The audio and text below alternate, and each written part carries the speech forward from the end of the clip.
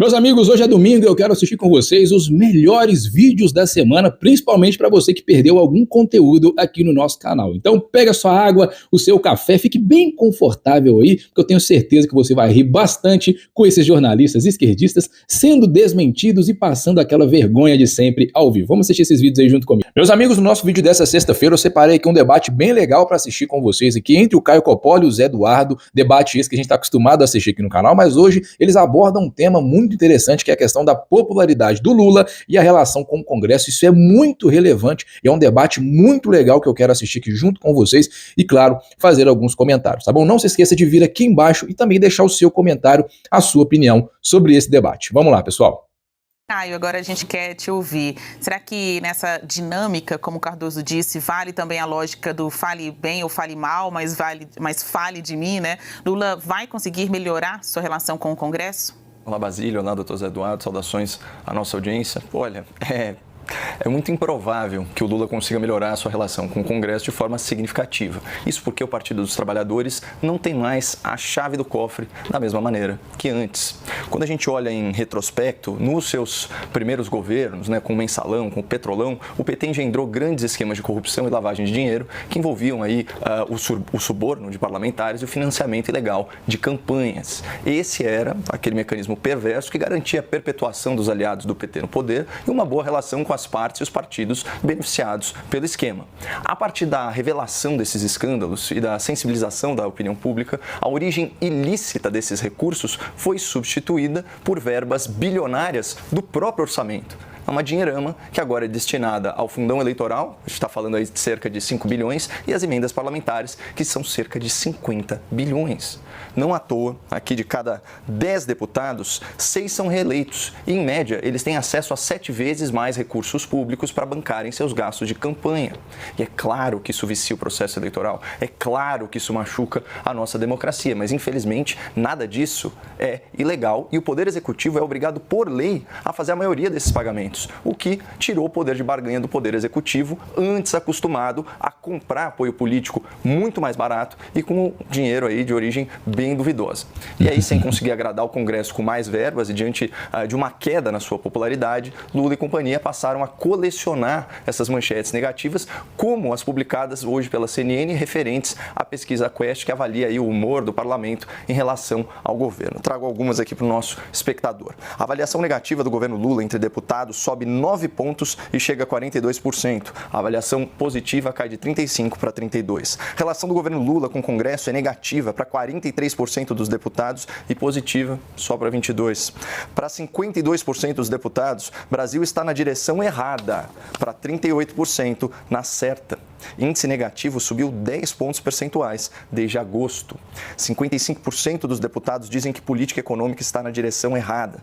E aqui, a última manchete, para mim, é a mais reveladora de todas, também pegando carona no que foi comentado pelo Dr. Zé Eduardo. Padilha é interlocutor mais efetivo do governo para 12% dos deputados.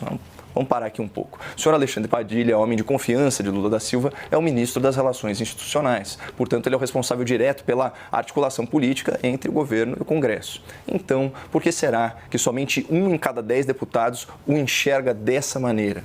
E mais, por que será que 43% dos deputados entrevistados afirmaram não ter interlocução com o governo? Aqui é uma questão de especulação, mas essa revelação me lembrou justamente do episódio citado pelo Zé Eduardo, que estampou o noticiário nacional. Olha essa manchete aqui do G1 de abril, desse ano. Lira, o presidente da Câmara, diz que Padilha, chefe das relações institucionais, é desafeto pessoal e chama o ministro de incompetente. Gente, reparem aí na linguagem, nas acusações graves do senhor Arthur Lira. Aspas. É lamentável que integrantes do governo Lula fiquem plantando essas mentiras, essas notícias falsas. Essa notícia foi vazada pelo governo, basicamente pelo ministro Padilha, que é um desafeto pessoal, além de incompetente.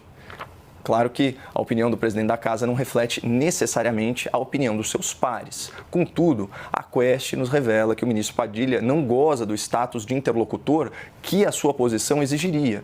E mais, ainda segundo o mesmo levantamento, 2 em cada 3 deputados, 64%, acreditam que o governo Lula dá menos atenção do que deveria aos parlamentares.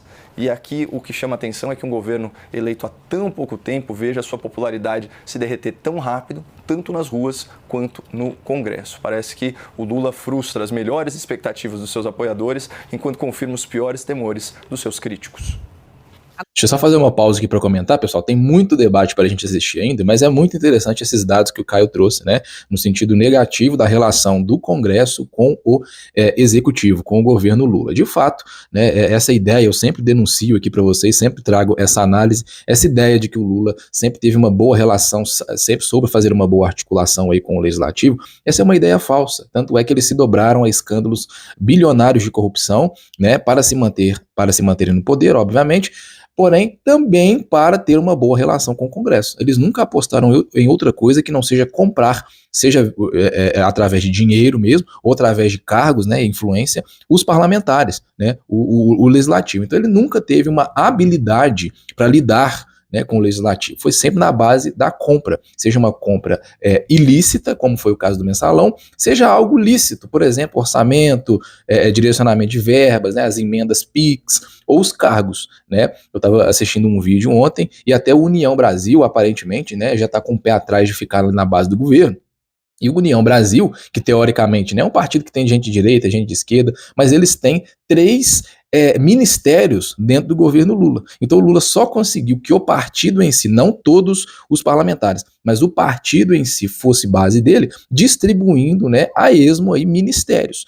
E assim, é muita burrice. Até hoje eu não entendo uma justificativa plausível para Alexandre Padilha ser o interlocutor do Lula ali dentro do Legislativo, ali dentro do Congresso, sendo que o presidente da Câmara, o Arthur Lira, é inimigo pessoal, já é algo que já foge da política, né, já vai pro pessoal, é inimigo pessoal do Arthur Lira. Então é lógico que essa relação não vai dar certo, não vai dar certo. Melhor pra gente, porque a maioria, pelo menos, das medidas destrutivas do governo Lula param ali na Câmara, né, não passam, e se a gente não sabe o que vai acontecer nos próximos anos, né, e esse governo Lula até 2026, se Deus assim permitir, em 2026 ele sai, fica só até o final de 2026, mas ele pode, talvez, se for necessário, se for o caso, se tiver demanda ali da sociedade, sofrer até um impeachment, né? Porque não anda nada bem na relação ali com o legislativo. Mas vamos continuar aqui, que tem muito debate pra gente assistir, pessoal. Agora, 1 minuto para cada um. Olha só,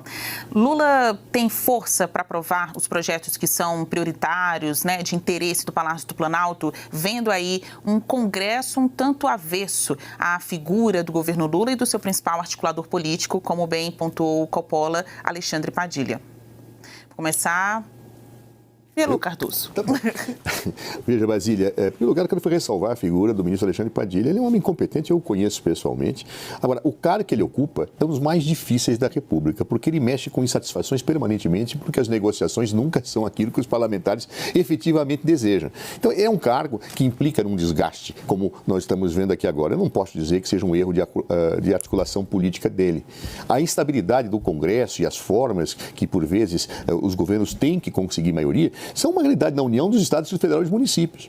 Vejam, por exemplo, o Caio citou o mensalão como episódio, podemos discutir isso num certo momento, mas vamos ver antes. E o escândalo da modificação da Constituição da República para a reeleição de Fernando Henrique Cardoso, as pessoas lembram disso que aconteceu? Ou seja, todos os governos estão submetidos a situações desse tipo, daí eu insisto, enquanto não houver reforma política, governo federal, estadual, municipal e bem como distrital, sempre terão dificuldades imensas para ter posturas republicanas e conviver de forma independente e harmônica com seus legislativos. Conseguiram entender, pessoal? Rapidinho comentar com vocês como que ele articula a argumentação dele para tentar passar pano pro Lula. Não, o Alexandre Padilha está fazendo tudo bem, né? O executivo está fazendo tudo bem, tudo vindo do governo está tudo ótimo. O problema é o legislativo, o problema são os parlamentares, né? Que tudo que você oferece para eles nunca é suficiente. A argumentação do cara, como que é sutil, mas sempre tentando defender o lado do governo Lula, né? Essa é uma argumentação, claro, de opinião, mas bem enviesada para defender o lado do PT. É engraçado como, às vezes, parece que a pauta que é prioritária para o governo não é a pauta que tem prioridade para o Congresso, né? E a gente volta nessa pergunta. Coppola, para você, o mesmo questionamento. Lula tem força para aprovar projetos prioritários do Executivo? Olha, eu vou recorrer a mais uma manchete da CNN que eu excluí dos meus argumentos iniciais, que endereça justamente esse ponto. Olha só, deputados veem diminuição das chances de Lula aprovar a agenda do governo, diz a pesquisa Quest. 47% dos deputados federais observam baixas chances do presidente aprovar as suas medidas. O número não é tão preocupante assim para o governo Lula, porque outros 47% têm opinião oposta. Qual que é o problema aqui? É que em agosto de 2023, quem achava que o Lula teria dificuldades aí de passar, né, a sua agenda adiante, né, via processo legislativo, era 37%. Então você teve aí no curso de 9 meses aí uma piora de 10 pontos percentuais em relação a essa percepção do Congresso, né, sobre a capacidade do governo de fazer andar para frente aí as suas propostas prioritárias. Respeitando aqui. Muito interessante isso, né? Realmente é interessante esse desprestígio do governo Lula com o Congresso. A gente sabe, pessoal, e é importante frisar isso aqui, que a maioria do Congresso, ela não tem uma ideologia definida, não estão ali por convicções. A maioria do Congresso, eles são bem fisiológicos, né? São do centrão mesmo, tem muita força, e essas pessoas, eles decidem o que é melhor para eles e o que é melhor para o grupo político deles, são absolutamente egoístas e não estão pensando no melhor para o Brasil. Mas existe algo que político ama mais do que dinheiro, que é poder, né? Obviamente. E eles sabem que muitas pautas do governo, elas estão entrando em uma rejeição muito grande. Quando você vai falar de regulação de redes, quando você falar de inserção de mais tributação, isso tem tomado uma proporção muito grande e isso tem trazido até para o legislativo esse peso, essa reprovação ao qual recai em cima, claro, mais do governo federal, né, mas também cai ali sobre o legislativo e os parlamentares, essa galera aí, a maior parte do centrão, eles estão com essa consciência, eles estão um pouco, julgo eu, atentos, olha, vou tomar cuidado, mesmo que as propostas financeiramente, né, do governo cheguem para a gente, sejam propostas boas, eu vou tomar cuidado aqui, por quê? Porque é isso que o governo está defendendo, essas pautas que eles querem que eu apoie, né, em troca de algo que eles estão me oferecendo, está trazendo muita rejeição. Talvez não valha a pena, do ponto de vista político, eu aceitar me aliar com o governo, aceitar esse benefício econômico que o governo está me oferecendo, para aprovar essa pauta, porque essa pauta está tendo muita rejeição e aprová-la, ser a favor dela, vai custar caro demais. Aí é que está o ponto de que as pessoas falam que né, tem gente, os desacreditados, né, os profetas do caos. Não tem como, política não tem jeito mais, é tudo roubalheira, não tem como se envolver. Mas sim, a pressão popular, a pressão social, a rejeição a algumas propostas e a atenção do público ao que está acontecendo em Brasília é muito relevante, sim. Porque, como eu falei para vocês, mais do que dinheiro, político gosta de poder. Eles não querem correr o risco de saírem do poder. Então, se votarem pautas de muita rejeição com o governo, eles sabem que isso pode respingar neles. Tá, pessoal? Vamos continuar aqui o debate. O tempo, um minutinho para cada um. E agora, o grande debate faz uma pausa. Mas, na sequência, a Assembleia Legislativa de São Paulo aprovou o projeto de gestão compartilhada entre os militares que cuidarão da administração e da disciplina das unidades e as secretarias de educação, que são responsáveis pela condução pedagógica. A votação do projeto aconteceu após uma confusão entre policiais e manifestantes opositores ao programa. 6 estudantes chegaram a ser presos depois do confronto com a PM. Polícia descendo o cacete neles. Estudantes do caramba, isso é um bando de militante. Menores foram apreendidos e depois liberados. Essas cenas aí de pancadaria, quando o assunto é algo tão importante quanto a educação. A gente pode, inclusive, entrar também nesse aspecto aqui da discussão, né? Sobre ter sido proporcional ou não a força policial empregada claro nessa situação. Olha, escolas cívico-militares podem melhorar a educação. A gente está falando de educação em meio a cenas, né, de total desrespeito. Eu vou começar esse bloco com o Coppola. Olha, eu queria pontuar algumas coisas, né, antes de adentrar aí na pergunta em questão. Obviamente, quando a gente vê aqui os objetivos do programa, estava lendo aí o preâmbulo do projeto, auxiliar no enfrentamento das causas de repetência e abandono escolar. Porque, obviamente, né, o valor da disciplina, do civismo, ele está muito conectado, né, com a ideia de não abandonar grandes projetos, de não abandonar objetivos de médio prazo, e é sobre isso que nós falamos quando nós estamos tratando da formação dos nossos jovens. Nesse sentido, né, me tranquiliza muito saber que à frente da Secretaria de Educação tem uma pessoa séria, que é o senhor Renato Feder, que já foi secretário de Educação no Paraná e quando lá esteve, especialmente no período pré-pandemia, né?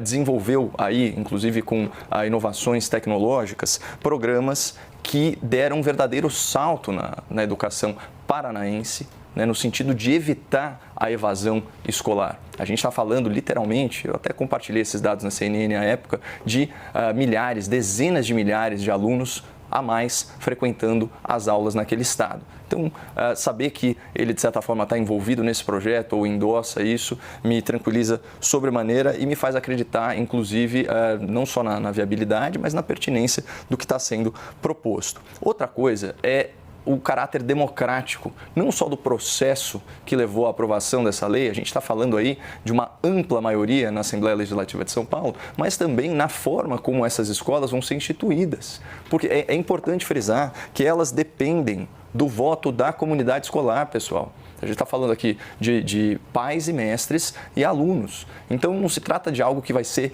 imposto, né? Aí, a mano militar, para usar a expressão que o Dr. Zé Eduardo consagra aqui no nosso debate. Então, isso aqui são duas vertentes. Você tem do ponto de vista de organização, né, e, enfim, dessas questões que ficariam a cargo de oficiais da reserva, e aí você teria um policial militar como monitor para atividades extracurriculares. Eu não consigo imaginar qual o prejuízo disso. Afinal de contas, as secretarias de educação, elas continuariam a cargo da questão pedagógica.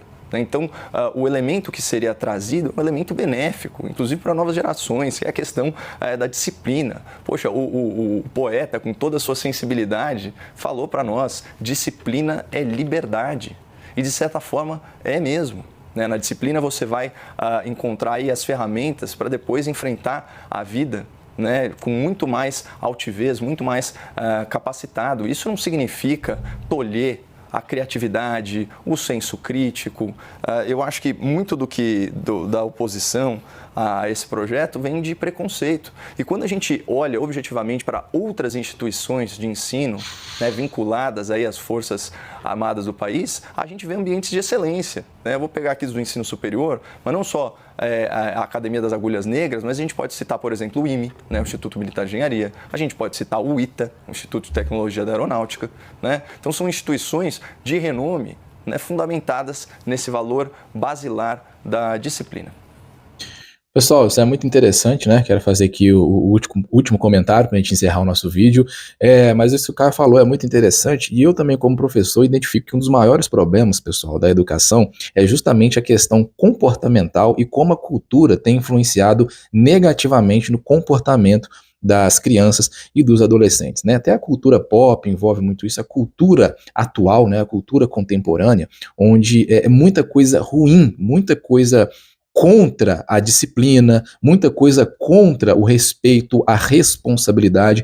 Muito disso está sendo disseminado. A esquerda, quando a gente vai falar de educação, a esquerda reduz esse debate a simples questões sociais de pessoas que teoricamente não são privilegiadas, né, são escanteadas ali na sociedade, são marginalizadas. A esquerda, inclusive, é uma estratégia marxista sempre levar o debate para esse ponto, né, esse dualismo, opressores e oprimidos, né, e na educação não é diferente. Porém, as escolas cívico-militares, né, como o Caio bem disse ali, você não vai ter uma mudança de currículo, né, até porque uma escola é registrada ali com o seu trâmite todo correto, né, seguindo as diretrizes ali do Estado, do governo, ela não pode mudar a bel prazer a estrutura a curricular, né, o que vai ser ensinado, o conteúdo, vamos dizer assim, que vai ser propagado ali na escola. Ela não pode fazer isso. Agora, numa escola cívico-militar, eu tenho certeza que papo de aceitação de drogas, papo de coisas imorais, indisciplina, sabe, esse tipo de coisa, isso não vai florescer ali dentro. Então é claro que é muito importante as escolas cívico-militares, eu já apoiaria pelo simples fato da questão disciplinar e comportamental, o que vai resultar em uma conduta daquela criança para o resto da vida dela, ela será um adulto disciplinado, será um adulto com mais apreço em respeitar as leis, será um adulto com mais responsabilidade ou consciência de responsabilidade para o futuro. Quem já viu escolas aí de periferias, etc., sabe como que essa cultura destrutiva de idolatrar bandido, de odiar policial, como essa cultura é disseminada fortemente nesses lugares. Com as escolas cívico-militares não é a resolução de todos os problemas, mas é uma forma, né, de você mudar um pouco essa percepção e trabalhar melhor a cabeça das crianças, né? Então, sim, é muito bom essa questão. A esquerda, lógico que não gosta, óbvio que a esquerda não vai gostar, mas quando a gente fala de educação, nós temos que falar de cultura e de comportamento. O comportamento das crianças é muito importante. Meus amigos, no vídeo de hoje eu quero assistir aqui com vocês um debate bem rapidinho entre a Amanda Klein e o Cristiano Beraldo, falando aí sobre a Carmen Lúcia, que agora vai ficar à frente do TSE. Eles falaram aí um pouco do resumo, né, sobre a atuação do Alexandre de Moraes. É claro que tem muita coisa pra gente desmentir aqui, né, e eu tenho certeza que vocês estão gostando desse tipo de vídeo aqui que a gente tá fazendo. Por favor, não deixe de vir aqui nos comentários e deixar a sua opinião. Assim que você assistiu o vídeo, vem aqui nos comentários e deixa a opinião. Eu leio todos os comentários e é muito bom saber o que você tem achado disso tudo. Então, vamos lá, pessoal, vamos assistir esse vídeo junto comigo. O Cristiano Beraldo e a Amanda Klein já estão com a gente aqui no Jornal da Manhã para tratar dos assuntos mais importantes do dia. Bom dia a vocês. Daqui a pouquinho a gente pode falar mais sobre esse assunto aí, Amanda, mas eu queria começar puxando o dia por uma reportagem que nós mostramos agora há pouquinho. À noite toma posse a ministra Carmen Lúcia como presidente da Justiça Eleitoral. Você imagina um mandato muito diferente na forma e no conteúdo do mandato do ministro Alexandre de Moraes, ou uma espécie de continuidade da gestão anterior com outra forma? Amanda, bom dia. Bom dia, Colombo. Bom dia, Beraldo, Lívia. Bom dia à nossa audiência. É interessante essa sua pergunta, Colombo, quando você divide na forma e no conteúdo. Na forma, sim, espero um mandato bem diferente. Espero uma ministra mais discreta, moderada, talvez um pouco menos intransigente, menos firme, talvez menos contundente do que Alexandre de Moraes. No conteúdo, não muito. Fala menos ditatorial, Amanda. É só você falar menos ditatorial que o Alexandre de Moraes. Pronto. Ela concorda com o ministro em vários aspectos, principalmente no combate à fake news, que deu o tom da gestão de Alexandre de Moraes. Eu vejo, de qualquer forma, essa passada de bastão para Carmen Lúcia como encerramento de uma era, em que Alexandre de Moraes talvez tenha sido a pessoa certa no lugar certo. Presta atenção nisso aqui. Para combater os ataques às urnas eletrônicas, para combater em mais larga escala o ataque à democracia. É sempre bom a gente lembrar. Por que eu falei para vocês prestarem atenção nisso? Ela disse exatamente os mesmos termos. Vem aqui no nosso canal e assistam para vocês verem. Ela disse a mesma coisa que a Daniela Lima disse lá na Rede Globo. É uma narrativa pronta. É uma narrativa previamente estruturada para justificar os atos autoritários do senhor Alexandre de Moraes. É uma narrativa uníssona. Sempre vão para esse lado. A Daniela Lima disse exatamente a mesma coisa. Talvez tenha sido o homem certo no lugar certo na hora certa. Para combater o quê? O ataque à democracia, que só estava na cabeça desse povo. A narrativa foi toda construída, ela foi toda estruturada para resultar nisso aqui, ó. Para justificar os atos autoritários à margem da lei vindas do ministro Alexandre de Moraes. A narrativa é a mesma. Lembrar que no dia do segundo turno a gente teve a Polícia Rodoviária Federal agindo por ordem do ex-diretor, o Silvinei Vasquez, então diretor, né, apoiador firme de Bolsonaro, para impedir que os eleitores chegassem às urnas para votar no não. Falso. Daqui a pouco ela vai ser desmentida pelo Beraldo aqui. Nordeste, uma região que conta com grande apoio ao então candidato Luiz Inácio Lula da Silva. Então você veja que Alexandre de Moraes teve que combater com firmeza todas essas tentativas, esses ataques flagrantes à democracia. O problema é que todo o apoio que ele tinha, não só entre seus pares, os colegas ministros, mas também em grande parte da sociedade civil e ala acadêmica, foi de alguma forma minguando, diminuindo, uma vez passada a eleição, e uma vez em que o ministro não mudou, pelo menos não moderou as suas ações, a sua gestão e a sua fala. Por isso, a Carmen Lúcia talvez dará continuidade a essa gestão de uma forma firme, mas mais moderada. Também o que o TSE precisa neste momento. A Amanda Klein está admitindo aqui o seguinte, em outras palavras, né, ela tenta dar uma ensaboada, ela tenta dar uma maquiada nisso que ela está falando, mas o que ela está admitindo aqui é o seguinte, agora daqui a pouco a gente vai passar para a fala do Beraldo aqui. Ela está admitindo que o Alexandre de Moraes foi autoritário, agiu à margem da lei, passou do ponto, passou do limite, né? E agora ela está admitindo o seguinte, ó, nem os seus colegas, nem os seus parceiros de Supremo Tribunal Federal, ou nem aqueles que antes o apoiaram, nem eles estão engolindo o Alexandre de Moraes mais. Porque estão vendo nitidamente que ele passou do ponto. E nós tivemos já denúncias de vários jornais da mídia tradicional. Você pode procurar aí. Matérias editoriais, né, de opinião e etc, falando, Alexandre de Moraes passou do ponto. Você vai ver isso no Estadão, você vai ver isso na Folha de São Paulo, porque eles sabem, eles têm essa consciência, não são burros. mas por quererem tirar o Bolsonaro do poder, precisaram construir e propagar veementemente esta narrativa, essa justificativa de que o Bolsonaro queria dar um golpe de Estado, não queria respeitar o resultado das eleições.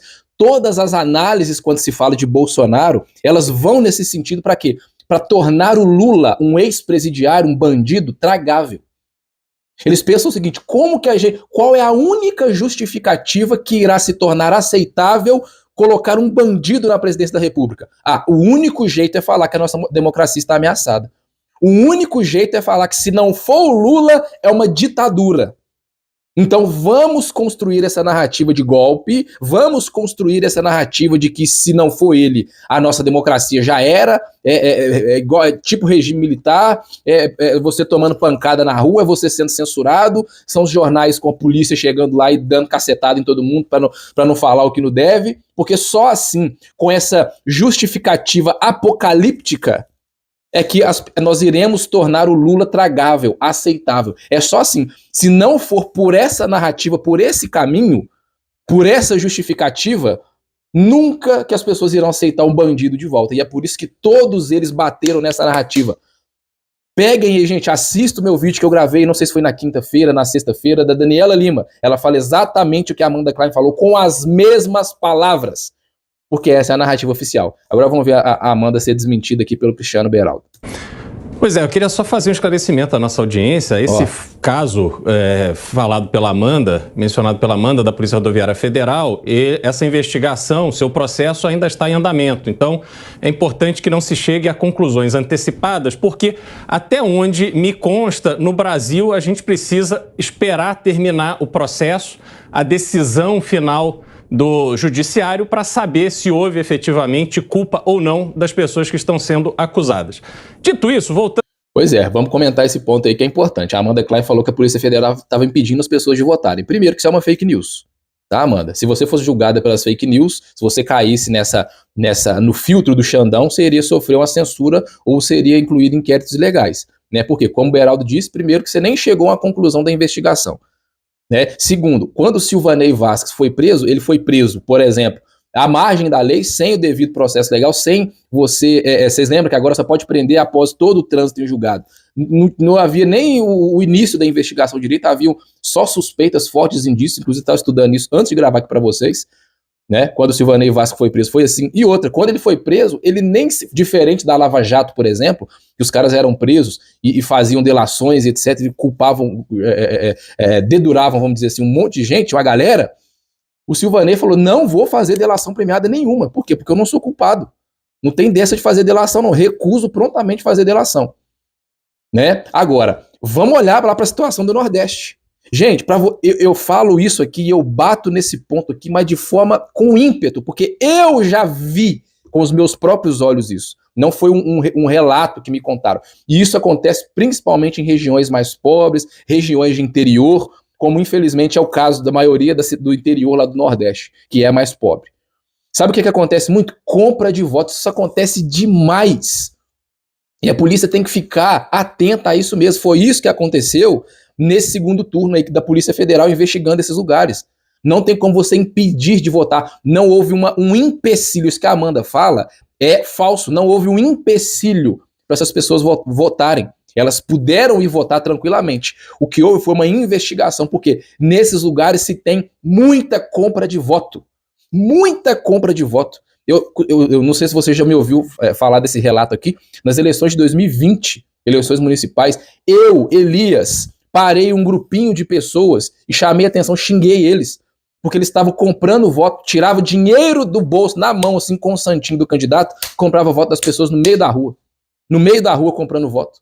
Eu vivi isso, Elias, não foi ninguém que me falou, ou que eu vi alguém fazer, não, eu fiz isso. Parei esse grupinho. Sabe o que eles fizeram? Eles, por fim, eles foram tentando se justificar, me lembro disso até hoje, e por fim eles falaram assim, ô Elias, eu quero ver você provar. Prova que a gente tá fazendo isso. Tchau, viraram as costas e foram embora. Entendeu? Por quê? Porque é só jogar tudo fora, ninguém vai denunciar, as pessoas que foram compradas ninguém vai denunciar, né, vão negar tudo e pronto, fica por isso mesmo. O que mais acontece no interior cidades do interior, cidades pequenas, é isso, é compra de voto descaradamente, que o Cristiano Beraldo vai falar disso aqui agora. Então, é muito perigoso isso, vocês conseguem entender? Se a Amanda Klein propaga uma fake news descarada como ela fez aqui, tudo bem, tudo certo. Se alguém de direita é perseguido, isso marcou a passagem do Alexandre de Moraes no TSE. Para Carmen Lúcia, sim, Carmen Lúcia é esperado dela um trato bastante menos beligerante do que Alexandre de Moraes, que também em razão da presidência do TSE se tornou a pessoa indiscutivelmente a mais poderosa do Brasil. Agora, o que a gente vai ver são as mesmas dificuldades, os mesmos problemas em lidar com a realidade que existe hoje no mundo. Uma visão antiquada em relação à inteligência artificial, a redes sociais, não vai ajudar a criar no Brasil um ambiente eleitoral que seja adequado, porque a inteligência artificial será usada, queiram ou não queiram, as redes sociais continuarão sendo usadas, queiram ou não queiram. Não adianta simplesmente impedir que isso aconteça, porque não é a solução do problema, e eu vou citar um exemplo muito concreto. Agora, ficou tão inviável para as redes sociais cumprirem as regras estabelecidas para impulsionamento de conteúdo eleitoral que elas simplesmente proibiram que isso aconteça nas redes. E aí, qual é a consequência dessa decisão? Se estimula aquela velha política, o dinheirinho na mão do eleitor, o saco de cimento, a operação do prefeito, dos vereadores em determinadas comunidades. É isso que a gente vai ver. A velha política é que se fortalece diante desse medo de enfrentar o problema de frente, diante desta cabeça antiquada, diante de um mundo que está evoluindo, se transformando, e isso é impossível de ser parado. É verdade, é isso aí. Né? Não tem como você tentar resolver um problema simplesmente impedindo as pessoas de falar. Né? Eu falo que essa questão das fake news, gente, ela é muito emblemática. Ela é muito emblemática e ela veio para expor, revelar, né, a ânsia, a essência, vamos dizer assim, autoritária de certos entes políticos. Né? Porque como você vai, inclusive a própria esquerda é uníssona em reconhecer isso. Como você vai resolver problemas nesse sentido, desse teor, como as fake news? Educando. Gente, você chega com uma pessoa que é ignorante em algumas áreas e que tem uma opinião errada sobre determinados assuntos, como você vai convencer essa pessoa do contrário? Você vai impedir ela de falar? Você vai prender? Você vai processar? Ou você vai educá-la? É muito mais fácil educá-la. As fake news são a mesma coisa, tanto é que eu, Elias, eu não sou contra a propagandas do governo que eduquem no que tange as fake news. Alertem as pessoas no que diz respeito a fake news. Sabe? Por quê? Porque pelo menos nesse sentido, seguindo esse caminho, o governo está tentando educar e preparar as pessoas para identificar o que é fake news e o que não é, e não acreditar naquilo, certo? Certo, isso é lícito. É assim que você vai, eu já cansei de bater nessa tecla aqui, você resolve o problema das fake news mostrando a verdade. Mostrando a verdade, certo? Por que o governo, ao invés de atacar as mídias sociais, eles não se aliam às mídias sociais para propagar a verdade? Porque eles não querem a verdade, eles querem a narrativa deles. Eles querem a imposição de opinião deles, da visão de mundo deles. Eles não querem resolver problema. O governo não quer resolver problema. Tanto é que os governantes que vêm com a ideia de liberdade são tratorados, como foi o Bolsonaro. Eu quero liberdade de expressão, é tratorado pelo sistema. Sabe? A melhor maneira, mais eficaz de se resolver as coisas, resolver o problema de fake news, é mostrando a verdade. Eu já fiz isso diversas vezes. Por exemplo, no meu WhatsApp, nós temos os grupos lá do Clube Patriota. Quantas vezes as pessoas chegaram para mim, vieram perguntar, mandaram mensagens, vídeos, matérias, ou só alguma coisa que ela recebeu no WhatsApp. Elias, você pode conferir para mim se isso é verdade? E eu falava, não, isso é verdade sim, ou não, isso não é verdade. É assim que se resolve fake news, é assim que se resolve esse problema. Conscientizando, educando, propagando a verdade e não censurando, e não bloqueando, impedindo as pessoas de falarem. é com mais liberdade que você vai resolver esse problema e não tirando a liberdade de algumas pessoas. Meus amigos, eu trouxe um vídeo aqui hoje pra vocês, pra gente assistir junto, que eu tenho certeza absoluta que vocês vão gostar. Alguns petistas foram desafiados a defenderem o governo Lula, mas como vocês vão ver aí no vídeo, eles não se saíram nada bem e a gente vai ver aqui hoje que nem os próprios petistas mais doentes não têm uma argumentação séria pra defender o Lula, porque é simplesmente impossível. Vamos assistir esse vídeo aí junto comigo, eu tenho certeza que vocês vão gostar muito. Vamos lá, pessoal. Tu me envergonha estar aqui fazendo isso. Por quê? Você me envergonha. Por quê, cara? Sem comentário. Por que você tá tão bravo com isso? Não, porque quando você vê um impropério desse, você fica nervoso. Agora há pouco o senhor falou que eu sou uma vergonha, que muita gente daqui poderia estar falando isso, menos eu. Aí sabe do que exatamente você tá falando. Ah, então, você não é bobo, velho, mas tá fazendo papel de bobo. Tô fazendo papel de bobo, por quê? Tá, a partir do momento que você faz isso aqui, cara, só eu te falando isso, da comida na mesa, acabou, irmão. Fala galera, estamos de volta Não É na Avenida Paulista, tô aqui no Paraná, tô aqui em Curitiba, mantendo o nosso desafio. Pessoal, esse rapaz é do MBL, eu sei que vocês não gostam, eu também não gosto, mas relevem isso, vamos curtir aqui os petistas passando vergonha, tá? De R$500 dessa vez para quem me convencer que o governo Lula está sendo bom. Você acha que aqui em Curitiba alguém finalmente sentou desse outro ladinho e me convenceu? Cara de um partido renegado que quase foi extinto. Quem? O PT? O PT teve ali para ser extinto com a saída da Dilma. Só não saiu porque ainda tem cabeças pensantes desse país. Volta no PT, cabeça pensante? Fala pessoal, estamos aqui em Curitiba com o Flávio. O Flávio disse que ele é da Argentina. Isso. Flávio, a gente tá aqui com o desafio de R$500 para quem me convencer que o Lula vai fazer ou está fazendo um bom governo. Você acha que ele tá fazendo, que ele vai fazer? Não, acho que ele tá fazendo um péssimo governo. Péssimo governo? Péssimo. Por quê? Porque a gente tá vendo que tem muita inflação, tá mentindo muito. Foi que nem o ex-presidente da Argentina, né, o Fernandes. Ele prometeu picanha para todo mundo, mas quando foram ver, não tinha nada disso, né? Tem muita mentira e eu acho que o povo está cansado, né? Você é da Argentina, a gente sabe que a Argentina, há algumas décadas, já foi um dos lugares mais ricos do mundo, da América Latina, da América do Sul, com certeza. E depois de algumas ideias, principalmente umas ideias socialistas, umas ideias de esquerda, entrou numa crise econômica terrível, não é? Eu nasci em 1969, então eu só conheço a parte do kirchnerismo, mas acho que foram uns 16 anos, mais ou menos. E essa presidenta roubou muito também, muito. Acho que o sul da Argentina pertence ao kirchnerismo, a Cristina Kirchner. E aí o norte? O norte está abandonado, é uma pobreza terrível. Teve um vídeo que eu achava que era mentira, que desenterraram frangos aí no norte da Argentina para poderem comer. Complicado. Não, é muita fome. E você está aqui no Brasil há bastante tempo, com certeza você já deve ter visto muita gente que no Brasil gosta da Cristina Kirchner. O próprio presidente atual do Brasil, Lula, era apoiador, é ainda um apoiador do Alberto Fernandes, né? Como é que você vê essa aliança de políticos que destruíram a Argentina, mas que aqui no Brasil são apoiados por políticos brasileiros? Bom, o Lula apoia tudo que é esquerda, né? E só apoia Nicarágua, apoia Cuba, Venezuela, apoiava a Argentina, o Hamas, Irã. Então acho que as pessoas que não veem esse lado, né? Quando uma pessoa é de esquerda, acho que parece que entra na cabeça e não sai dali, né? O que eu tenho que fazer? Só para fechar essa questão da Argentina, pessoal, fazer um comentário rápido, né? A Argentina no início do século XX era um dos países mais prósperos, mais ricos aqui da América Latina, né? Era um país comparado à estética, né, e à cultura europeia.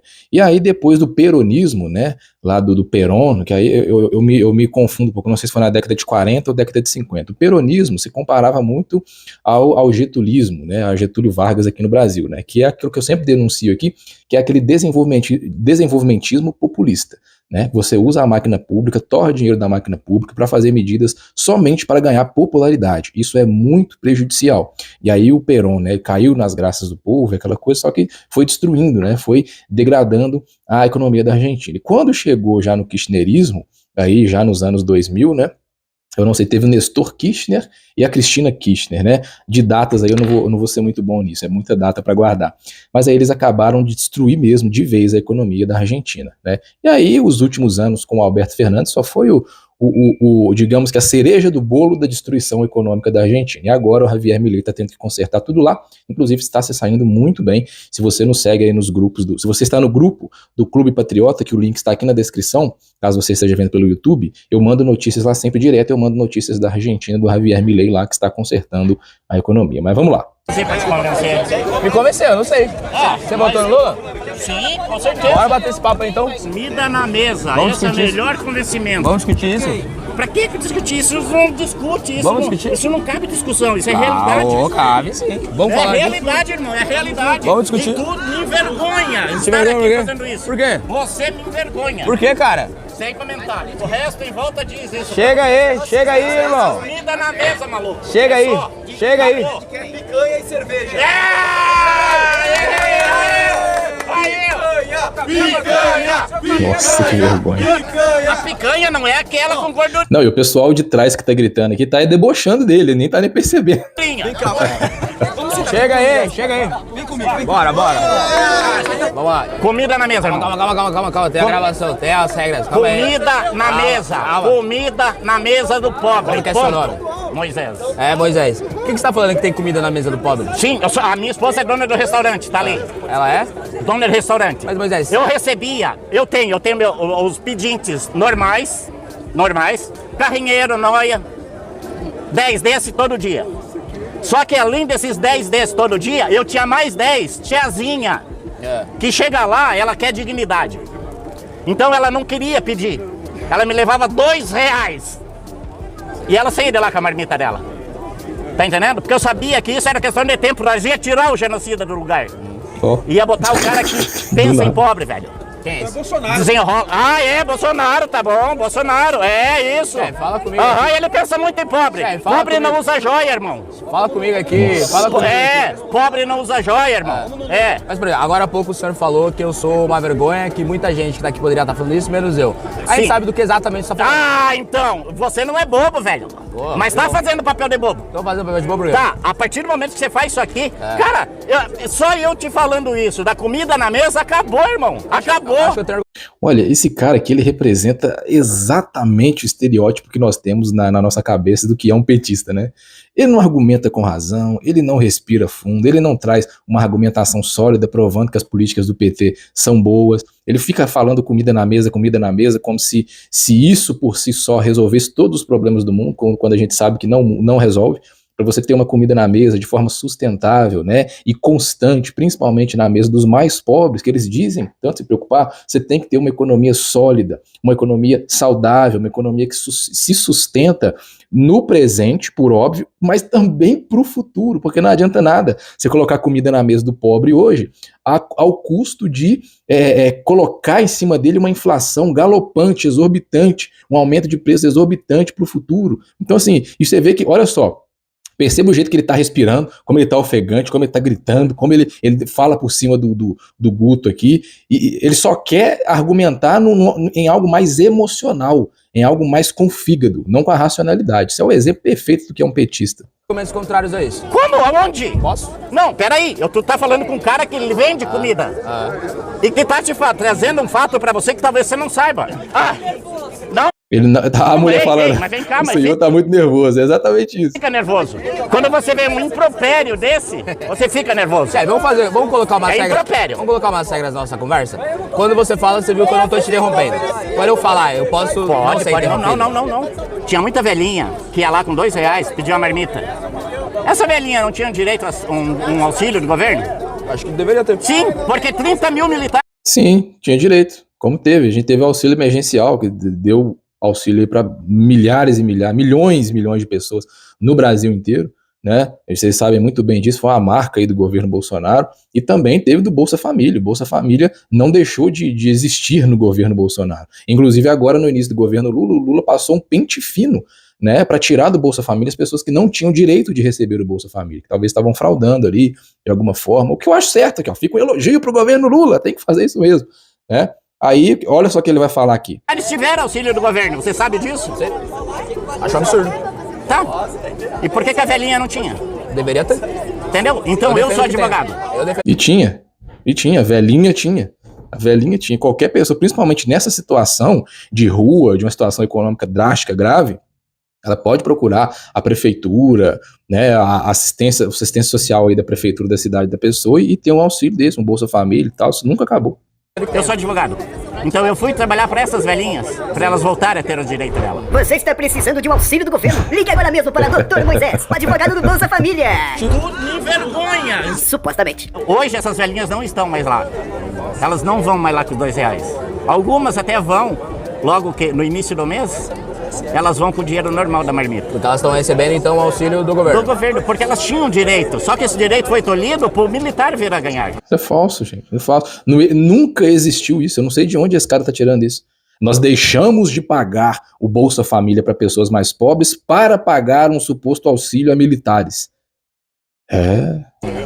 Então, é uma vergonha, velho. É uma vergonha. E petista denuncia fake news a rodo, né? Eu concordo com isso que você está dizendo. Eu acho que o militar não deveria receber auxílio que os então, mas militares recebeu 30 mil militares, mas receberam. Eu discordo. Não recebeu de mim, recebeu do governo que eu discordo. Eu concordo que essas velhinhas pessoas deveriam receber esse dinheiro. Sim, elas deveriam. Por que você tá tão bravo com isso? Não, porque choca, né, velho? Choca o quê? Choca o quê? Você passar aqui. Fala mal do Lula? Não, que mal do Lula? Não. Eu sou filiado ao PSDB, velho. Ah, então o que choca? Não, choca é você saber que um cara de um partido renegado, que quase foi extinto. Quem? O PT? O PT teve ali para ser extinto com a saída da Dilma. Só não saiu porque ainda tem cabeças pensantes desse país. E volta no PT, cabeça pensante? Cara, é maravilhoso isso aqui. Eu não sei de onde esse cara tá tirando que o PT quase foi extinto. Eu gostaria de falar que o PT tá prestes a ser extinto, mas infelizmente o PT perdeu muita força, principalmente nos últimos anos, escândalo de corrupção, impeachment da Dilma, etc, etc. Mas perto de ser extinto, PT? Quem dera, nosso sonho. Graças a Deus por isso. Eu vou fazer uma pergunta, o senhor me parece ser uma pessoa bem nervosa. Não. Eu vou pedir para o senhor não ficar nervoso com essa pergunta. Não, vai lá. Fechou? Você promete? Não vai ficar nervoso? Não, nunca. Você não acha que, por exemplo, quem vota no Partido dos Trabalhadores tem uma certa complacência com o crime organizado? Crime organizado? Crime organizado é o quê? É milícia? Também. É milícia? Pode ser Então, milícia. hoje prenderam o delegado do Rio de Janeiro. Aonde que eles vão chegar? Aonde que eles vão chegar? Aonde? Vão chegar no Lula? Me parece que não. Vão chegar no Lula? Apesar que... Tá vendo como é que ele usa? Ele faz uma pergunta que não tem nada a ver. Se eu não estou enganado, ele tá falando desse delegado aqui que estava envolvido lá no negócio da Marielle Franco e etc. Ele foi preso, suspeito lá. Vão chegar no Lula? Uma gritaria meio sem noção, meio maluca, para tipo, eu tenho razão, não vou deixar você falar. Um negócio, sabe, isso acontece muito em debate de esquerdista, né, que não sabe debater com calma, com tranquilidade, com argumentos, e fica gritando, fica berrando, fica fazendo alguns gestos, risadas e interrupções e provocações, umas coisas meio esquisitas assim, né, de gente que não gosta muito de pensar. Deputado federal que foi preso hoje. É do União, velho! E ele fez campanha para qual presidente da República? Como? Não, ele virou situação agora. Ele foi coligação, irmão. É uma pergunta objetiva, né? Não. Tem alguns candidatos. Não. Qual presidente da República? Ele fez. O deputado preso hoje, no caso Marielle. Vou te derrubar agora. Agora. Eu vou te dizer pra quem ele fez campanha. Pra aquela candidata da própria União Brasil. A presidente da República. E sim. Então foi pra ela. Era a mulher que não apoiou o Lula, inclusive, em segundo turno. Não fez campanha. Ele não fez campanha pra ela. Era mulher, rapaz. Alguém me lembra o nome da mulher? Posso pegar a imagem? Soraya, irmão, ali, ó, nós não estamos sozinhos, temos pessoas que pensam aqui. Se eu pegar a imagem pra você, desse deputado federal preso hoje, fazendo campanha pro PT, o que você vai achar? Em segundo turno, alguns, cara, como é que ele vai fazer? Ele vai mostrar. Pro PT se eles têm candidato próprio, irmão, pelo amor de Deus, nós não somos burros aqui, irmão. Posso te mostrar? Você disse que no segundo turno ele apoia o Lula, é isso? Possivelmente, porque houve coligação. Então ele apoia o Lula agora, em 2022. Então, vou cantar uma musiquinha. Posso cantar uma musiquinha pra você? O meu voto é não. Nada a ver, cantar uma musiquinha. Tô querendo sair da conversa, que ele sabe que ele vai... Respeitar, que respeito eu tenho pra dar pra você na sua opinião? É um valor que eu prezo bastante, né? Respeitar as pessoas pra ser respeitado. Então, por exemplo, não sei há quanto tempo você tava aí, mas a gente sempre vê alguém passa, xinga. Às vezes tem coragem pra sentar, aquele cara que sentou aí. Ele provavelmente me acha o maior otário do mundo, mas quando ele saiu eu falei obrigado por ter participado. Mas sabe qual é o maior otário? Quem? É aquele que não sabe nada e quer bancar de esperto. É isso. E vocês chegaram num bom senso, o qual você tem todo o meu respeito pela sua opinião. E a minha opinião, eu espero que você respeite. Com certeza. Foi um prazer muito grande conhecer. É nóis, obrigado. Tamo junto aí. Esse cara parece que é morador de rua, tem muito mais saúde emocional, né, ou inteligência emocional do que o outro petista lá. O que a senhora achou da gestão Evo Morales no geral? Aqui, muito interessante essa parte, tá, pessoal? Presta atenção aí. Foi mais pra bom ou foi ruim no geral? Então, nós viemos embora porque é impossível viver lá com essa questão, né? Porque quando o Evo Morales começou com as questões de retirar da Bolívia a Petrobras, que daí ficou, Lula deixou a Petrobras na mão dos bolivianos, todo o investimento da Petrobras invadiram pelo exército, foi invadido os postos e Bolívia ficou com todo o investimento da Petrobras lá. E estatizaram, né? Lula, na época, era o presidente e deixou para a Bolívia todo aquele investimento. Aí nós começamos a ver que a interferência venezuelana-cubana estava muito grave na Bolívia e migramos de volta para o Brasil. Pois é. Aí, Bolívia, aqui passamos as mesmas situações de médicos cubanos, toda aquela situação. E depois eu fiz muita campanha para o Bolsonaro, porque eu acho que era a solução na época para tirar toda a interferência comunista nos nossos países latino-americanos. E no fim, acabamos que Lula voltou com todo, ficou pior, porque agora é para o último governo dele. Depois de 500 dias na cadeia, ele voltou para nos aterrorizar, para puxar nosso pé. Isso, e estragar a economia novamente, que vai demorar muito tempo de novo para ser restabelecido. Não fica meu irmão, se gritar, pega a central. Não fica lembra? Não. O cara que você disse, do preso hoje, o Brasão preso hoje, você disse que ele era miliciano. E você sabe onde que ele vai chegar, né? Com essa prisão de hoje, né? Você sabe? E parece que na Dilma, ele fez campanha pra ela, pô. Não, mas não vai chegar na Dilma. Ah, você tá com a bola de cristal aí, pai? Não, ele tá vendo? Olha só, olha o que tá acontecendo aqui. Ele criticou o delegado lá, né? O Guto perguntou, vamos pegar aqui o fio aqui, porque o petista ele faz isso, ele desconversa, sai do assunto, grita, canta, faz esse show todo para não admitir que o Lula é corrupto. Isso aqui é o script de um petista. Aí o Guto perguntou, você acha que quem apoia corrupto não é tão corrupto quanto? Ou não é tão imoral quanto? Não é tão ruim, né? O petista, né, essa é uma pergunta delicada pro petista. O que ele falou? Que corrupção? O que chega à milícia do delegado que foi preso, aí ele já engatou o caso Marielle, que não tem nada a ver com os crimes de corrupção do PT. Ele já desconversou e fugiu do assunto.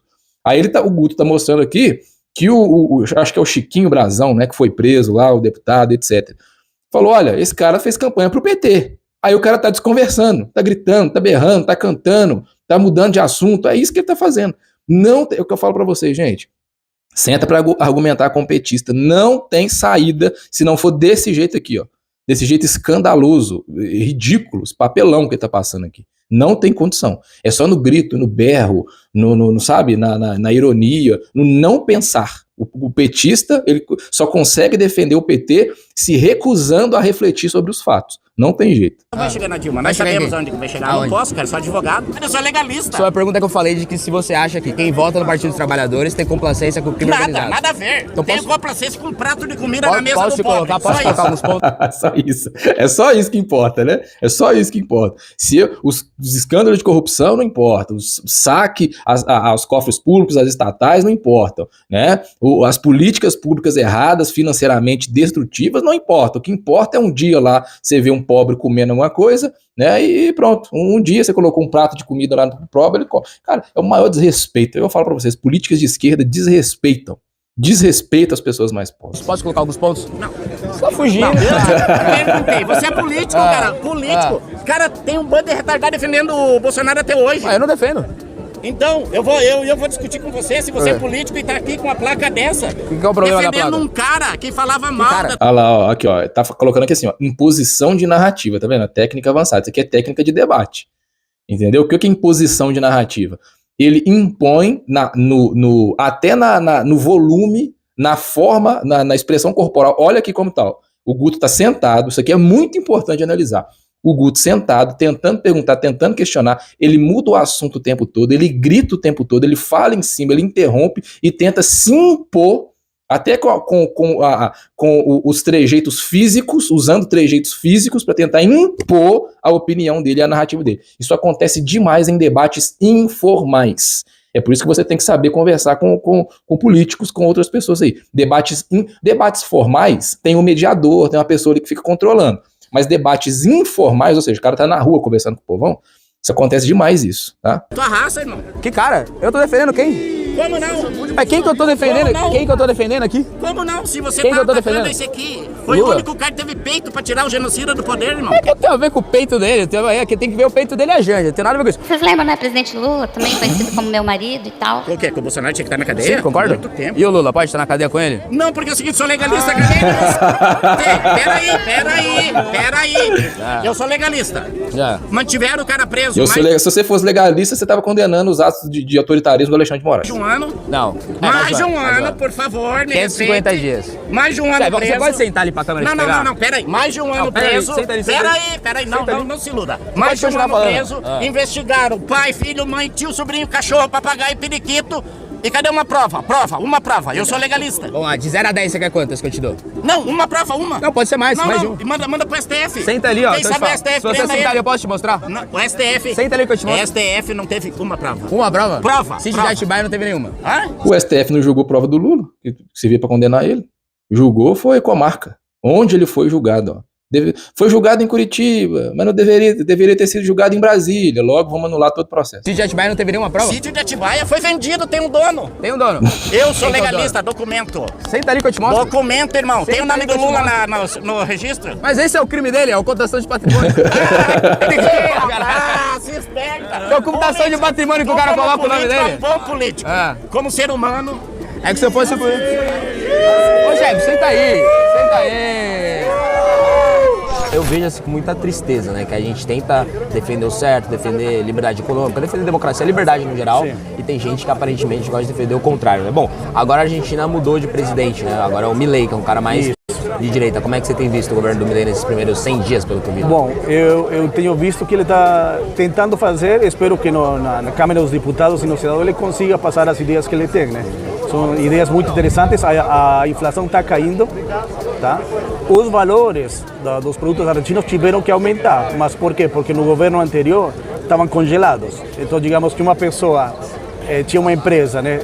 Congelar preço é suicídio econômico. Comprava matéria-prima por um determinado valor, mas não conseguia embutir esse preço na hora de vender, porque os preços estavam congelados. Então as pessoas pensam, putz, aumentou a Argentina com esse novo presidente, mas não, eles estão colocando o preço real dos produtos, né?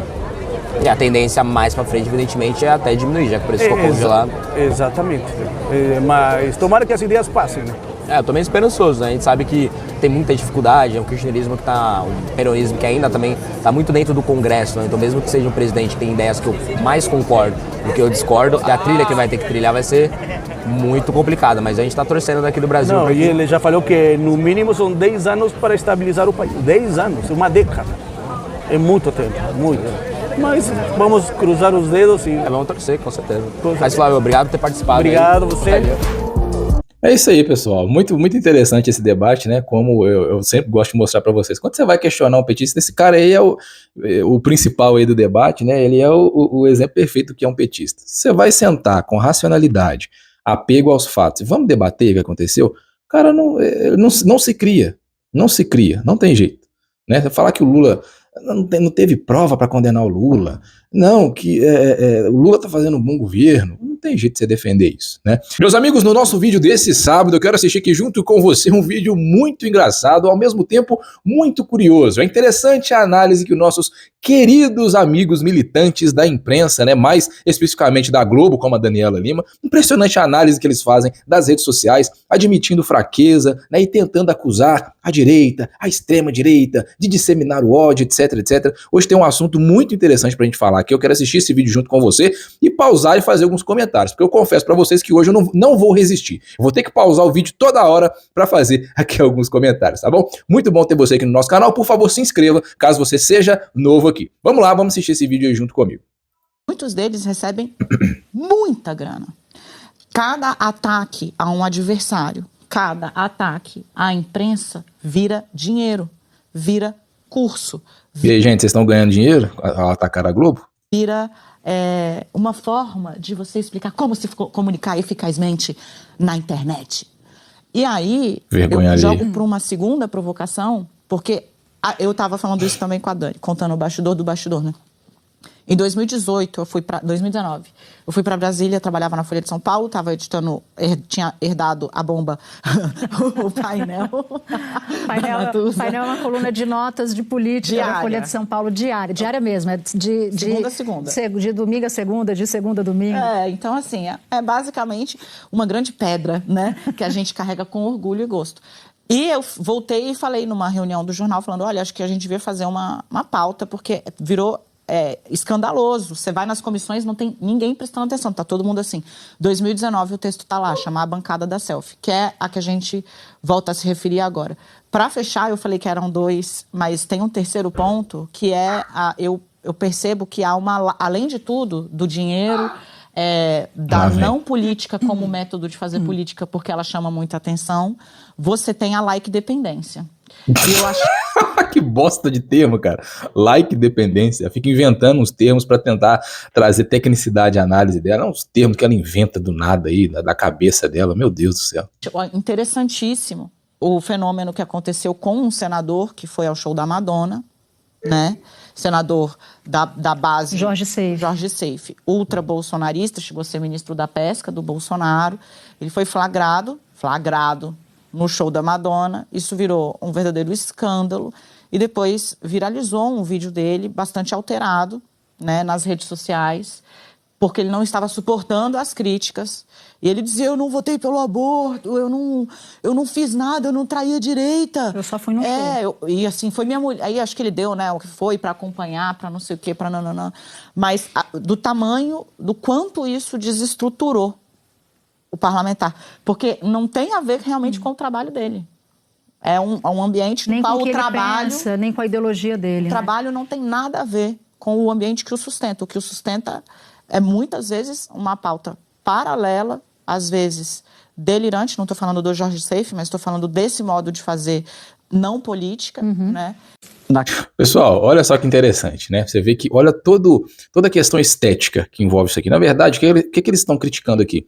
Hoje, a forma com a qual os parlamentares fazem, né, a sua política ali, pensando na repercussão que terá nas redes sociais, né? E aí elas citam até o exemplo do Jorge Seife, que foi muito criticado por ir lá no show da Madonna, né? E eles estão criticando isso. Você vê que é interesse da Rede Globo, né, como canal de comunicação, de jornalismo, mais especificamente aqui a Globo News, é de interesse deles que as redes sociais percam força. Por quê? A rede social tomou essa fatia de mercado que existia, né? Essa necessidade de informação, hoje você alcança com muito mais facilidade e você pode escolher, né, por onde você vai se informar. Então, as redes sociais, elas tomaram essa fatia de mercado da Rede Globo. Então é por isso que a Globo defende a PL da censura, é por isso que a Globo condena aí veementemente as redes sociais e a extrema-direita e o ódio que eles querem demonizar as redes sociais, né? Para quê? Para que o Estado imponha mais regras e dificulte o trabalho jornalístico nas redes sociais e para que a Globo volte a ganhar essa fatia de mercado. Então você vê que sempre tem um interesse. Ó. Eles estão ali esteticamente, ó, num programa sério, todos jornalistas profissionais, bem vestidos, trazendo um ar de seriedade, tecnicidade nas informações, nas falas e nas análises, mas o interesse por trás mesmo é tomar de volta aquela fatia de mercado que eles perderam com as redes sociais. Então é por isso que eu falo para vocês, entendam os fundamentos das críticas, né? Não é só ideológico, mas é mercadológico também. Você precisa entender isso. A Daniela Lima, novamente, ela começa a usar esses termos teoricamente técnicos, né? Que ela vai lá, arruma um trabalho, uma pesquisa, alguma coisa feita por um militante lá de Universidade Federal sobre redes sociais e começa a usar os termos que eles inventam. Like dependência, é ridículo. O que é feito hoje nas redes sociais, gente, é o quê? Os parlamentares, políticos, etc., usando as suas redes para fazer as suas propagandas. Eles precisam de apoio, eles precisam de aprovação do eleitorado. Né? Então não existe esse negócio de like dependente, não é isso. O que é um like? O que faz uma pessoa dar um like em alguma coisa? É ela gostar. Se os políticos estão dependentes do like, estão sob o jugo da like dependência, isso é excelente. Porque eles precisam fazer o que as pessoas vão gostar, eles precisam fazer o que as pessoas aprovam. Né? E agora não, para a Globo isso é ruim, isso é negativo, né? Não, isso não pode acontecer. É uma coisa impressionante, né? Aquela reunião da Comissão de Ética, o que não teve ali foi decoro, né? De todos os lados.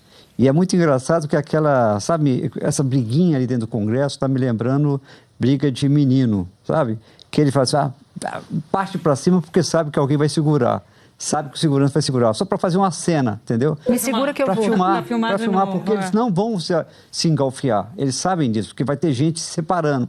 E aí fica parecendo que eles estão querendo brigar um com o outro, porque eles não vão às vias de fato, senão eles vão ser caçados. Mas na rua vai, Valdo. Isso porque, aqui me pega, entendeu? Na rua vai. Não, eu sei na Engraçado, eles falam da cena lamentável que aconteceu lá, que eu também não concordo, lá no Congresso, entre o Nicolas, o Janones e etc., né? Mas eles não falam do motivo, da reunião, da comissão de ética, por que estava acontecendo aquilo ali. Será que eles foram a favor da cassação do Janones? Será que eles emitiram uma opinião favorável à cassação do Janones? Que admite fazer fake news, né? Que admite que esse é o método político que ele usa, e etc. Que admitiu ter feito a rachadinha. Será que eles condenaram? Se condenaram, não vi. Falando lá dentro do Congresso, dentro do Congresso Nacional. O que é ainda pior, porque eles se valem das prerrogativas que eles sabem que eles têm e do limite que eles sabem que eles têm para vender o ódio como mecanismo de convencimento. Eu me lembro que quando... Aí o ódio extrapola. Só para a gente lembrar de 2 vítimas. O capoeirista que foi assassinado em 2018 na campanha por um amigo num bar, a facadas. E o Marcelo Arruda. E o homem que estava comemorando seu aniversário no meio da campanha. E entrou um cara lá gritando, aqui é não sei quem, palavrão, e encheu todo mundo de tiro. Então, assim, é preciso também que a gente transfira essa responsabilidade para eles, porque eles não vão sair no pau lá dentro, porque ninguém vai querer ser caçado depois. Eles vão, acusam, depois faz um pede desculpa, o outro também, shake hands, vambora. Mas na rua vai. O segundo ponto... É impressionante como essas pessoas elas conseguem atribuir a disseminação de ódio na política a cenas como essa aí, que a gente viu do Janones mais do Nicolas, mas não assimilam que quem mais estimula o ódio, a raiva e a indignação na população são os políticos que saquearam os cofres públicos, né, que colocaram em prática ali o petrolão, que receberam dinheiro de propina de empreiteiras, né, lavaram dinheiro e etc, tiveram vantagens indevidas. Isso é que estimula o ódio, a revolta na população. É isso que estimula, né? Não é um simples atrito ali na Câmara que vai estimular a população inteira de se dividir e começar uma guerra civil. Não. O que estimula a indignação, a raiva, o ódio, a falta de paciência com a política é a bandidagem, que a Globo passa pano, porque segundo a própria Globo, Lula disputar as eleições de 2022 foi democrático. É respeitar a democracia. Tudo democrático, tá tudo certo por aqui, não tem nada de errado aqui nesse ambiente super democrático. O que vocês não contam, né, não sabem, ignoram, é que as pessoas não têm amnésia. As pessoas se lembram, as pessoas sabem ler, as pessoas acompanharam as notícias, as pessoas não são idiotas mais, e o monopólio da informação não está sobre vocês. A verdade não é algo exclusivo da Rede Globo, muito pelo contrário. Hoje a Rede Globo falar uma verdade é uma raridade. E as pessoas se informam. As pessoas sabem o que acontece. As pessoas sabem o porquê vocês têm esses posicionamentos. E aí não acreditam em vocês mais. O que eu acho que marca uma virada muito grande nessa forma de fazer política é a decadência do governo Dilma, que já estava com a morte pré-datada, né? Quem estava lá cobrindo sabia, que chegou uma hora que o negócio acabou, não tinha mais condição, nem o PT sabia ou gostava ou tinha instrumento para defender o que estava acontecendo, porque juntou uma crise econômica brutal com um escândalo de corrupção brutal, não que ela tivesse envolvimento, mas o partido inteiro caiu e boa parte da base aliada também. E ali você vê o nascimento dessa forma de afrontar como mecanismo de convencimento, com esses grupos mais radicalizados que passaram aí às ruas já dentro deles. Os Black Blocs? Os Black Blocs? Eles tinham gente defendendo o golpe de Estado. Se a gente lembrar, em 2015, naquelas... Quem estava defendendo o golpe de Estado? A extrema esquerda que vai pedir uma ditadura do proletariado? É disso que ela está falando? Será?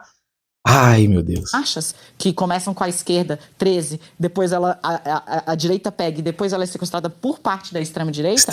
Sempre a extrema-direita, a extrema. Tem a primeira bancada dos influencers que protestam e que vão às ruas e depois... Vocês sentem nojo também?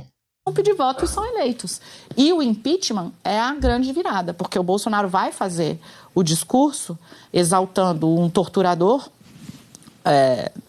comprovadamente torturador, né, reconhecido pela justiça como torturador, ele vai exaltar... Leiam o livro do Ustra, gente. Tem aqui, ó. Eu tenho ele aqui.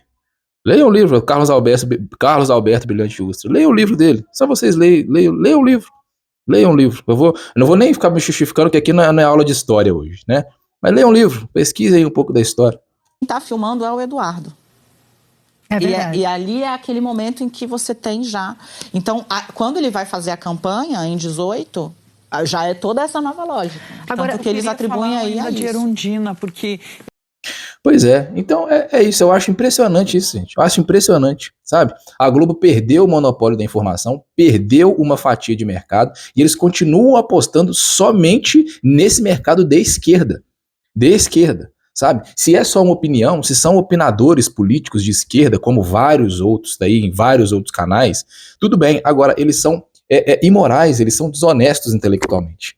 O que causou, quando a gente fala de polarização, o que nos levou a essa polarização hoje muito clara que a gente vive já há alguns anos no Brasil?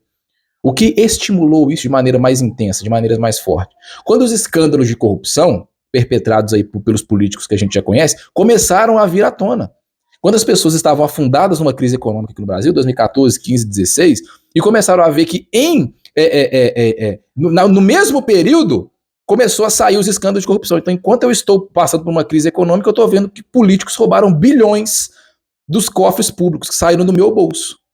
Isso causou revolta, mas isso eles não apontam. Sabe por quê? Porque aí eles teriam que falar que o STF soltou um monte de bandido, porque aí eles teriam que falar que aqui no Brasil a gente vive uma impunidade absurda, porque aí eles teriam que falar que o Lula foi condenado, é um corrupto, é um bandido, teriam que entrar na análise de provas, teriam que falar dos absurdos hoje que nós temos de um monte de condenado da Lava Jato que está solto, né? Deveriam falar lá do Sérgio Cabral, por exemplo, mais de 300 anos de prisão nas costas e está solto, não sei se é prisão domiciliar, não sei que porcaria está cumprindo. É isso que causa revolta nas pessoas, é isso que causou indignação, e é isso que levou as pessoas a se movimentarem e deu foi como um trampolim para o crescimento da direita aqui no Brasil nos últimos anos. É isso, né? Agora, por que esse bando de militante da Globo, quando vai falar de violência, de extremismo na política, por que eles não falam do PCO, por que eles não falam do PSOL, por que eles não falam dos militantes que invadiram a Assembleia Legislativa de São Paulo, por exemplo, por que eles não falam dos militantes violentos que invadiram a Assembleia lá do Paraná para tentar barrar a parceria público-privada entre escolas? Por que eles não falam uma coisa dessa? Deveria falar, deveria apontar. Olha, gente, grupos de extrema esquerda, né, invadiram aqui a Assembleia Legislativa usando métodos violentos. Não, mas eles não falam isso. Não falam por quê? São parciais. E se chama desonestidade intelectual. Você vira para mim e fala assim, Elias, os vândalos do 8 de janeiro são extremistas, são perigosos, assim como os caras do PCO, os caras que vão fazer manifestações aqui em São Paulo, lá em São Paulo, por exemplo, defendendo o Hamas.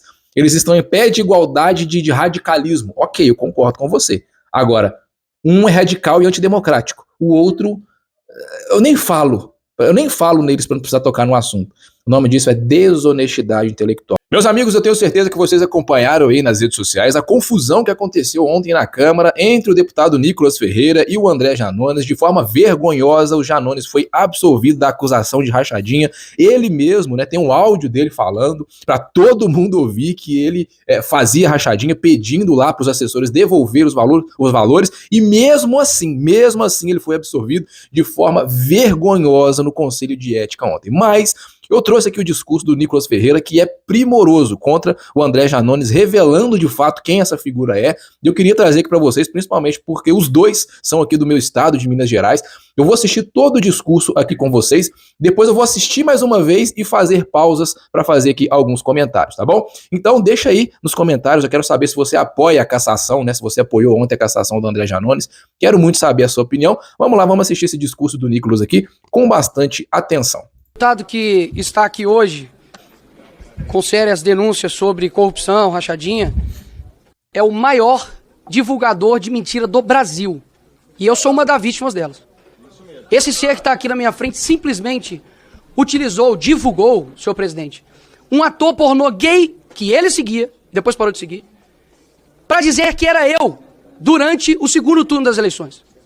É esse ser aqui que agora está tentando se livrar de uma perseguição, sendo que, dá só uma olhadinha na ficha corrida, eu tenho currículo, ele tem ficha corrida, foto com a esposa do líder do Comando Vermelho, se fosse eu estava pedindo minha cabeça há muito tempo, estaria pedindo seus robôs para levantarem e cassação já de Nicolas Ferreira.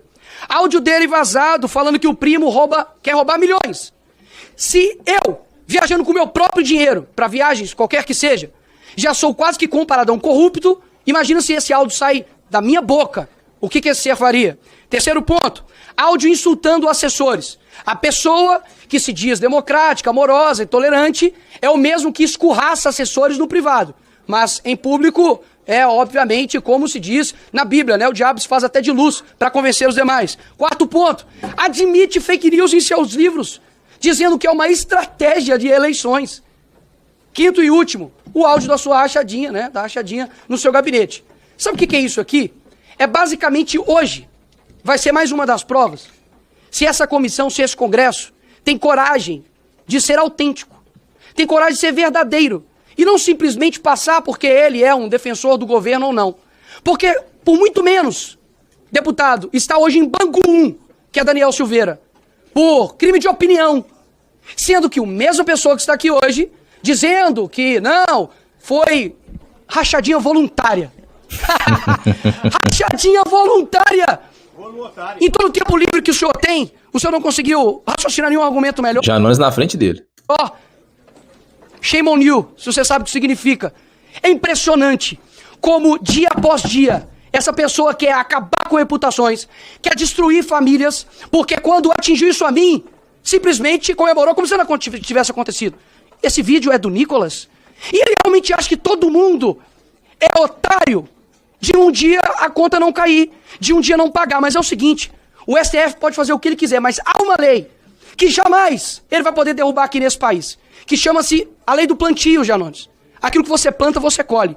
E por muitas das vezes, você se safou, dizendo que... Você sabe que o Alexandre de Moraes é meu amigo, não é mesmo? Você disse isso no Twitter, dizendo o seguinte, que compensa a criminalidade no Brasil, basicamente. Compensa ser corrupto no Brasil. Então o que eu tenho a dizer pra você é que mesmo que, porque não me assustaria de você se safar dessa, que eu sei como é que funciona. Até mesmo porque em 3 instâncias... E se safou, né? O teu presidente foi condenado e hoje ele é presidente da República, né? Aí o que acontece... Eu não me surpreenderia dessa comissão hoje livrar o couro dele. Mas o que nunca vai mudar vai ser quem você é. Essa é a diferença. De quem você é para quem você ataca. Porque não há uma linha que você possa dizer contra mim. Uma linha. Podem revirar minha vida inteira. Podem fazer o que quiser. Você nunca vai conseguir fazer isso. O que você tem para poder dizer? Absolutamente nada. A não ser de frames de narrativas de homofóbico, fascista. Mas jamais vai me falar de rachadinha. Jamais vai me falar disso. Nunca vai ver eu numa lista de corrupção. E é isso aqui que eu tenho para te dizer. Então, o que o Brasil vai ver, e pode ter certeza que isso aqui vai rodar e muito. Não somente em Minas Gerais. Porque o triturador de urnas aqui, eu espero que seja triturado hoje. Obrigado. Sargento Faú. Palavra, deputado. Ok, basicamente virou o pastor Janones agora, né? Realmente é impressionante como a pessoa se transforma para tentar se livrar, fazendo quase uma petição para pedir para os deputados para livrar ele da rachadinha. Sabe o que é interessante? Ele não mostrou o áudio, porque ele não tem coragem. Ele disse que foi editado, horas. Editado é o que você faz na rede social. O áudio é cristalino. E não tem dessa de que, é porque foi anterior ao mandato, não. E não foi somente um assessor teu, foram vários assessores teus. E é muito claro aqui para todos os deputados de que a tua, não somente, porque isso é ruim para você, o que eu vejo é que nem mesmo os próprios deputados de esquerda, deputados Janones, por conta das suas inúmeras fake news, das suas inúmeras maneiras de se portar ruim no Congresso e fora do Congresso, eles não fizeram uma defesa sobre a tua atitude. Eles não fizeram. Simplesmente a deputada ali, a deputada começou o discurso dela para defender o Janones, dizendo que hoje é o dia do meio ambiente, dia 4. Nem dia 4 é hoje é dia 5. Para você ver o nível que está acontecendo da defesa ao Janones. Por quê? Porque é uma pessoa sem prestígio. É uma pessoa que não demonstra honestidade. É uma pessoa que não tem relacionamento aqui nessa casa. Eu confesso que hoje é a 3ª vez que eu vejo ele aqui. Em 1 ano e pouco de mandato. Por quê? Porque não tem nenhum tipo de relacionamento, nem com os deputados, nem com os demais. Vive da desgraça alheia, vive da fake news. E aqui, caros deputados, não caiam nessa balela do relator Guilherme Boulos, que, poxa, inclusive, se colocaram ele numa situação complicada, né? Pré-candidato a prefeito de São Paulo e o PT jogar no colo do pessoal para poder defender um rapaz como esse daqui, que é inepto, de boas qualidades. Agora, de fato, não é que, nós estamos discutindo o mérito, nada disso. Boulos, não é isso. O senhor sabe que não é isso.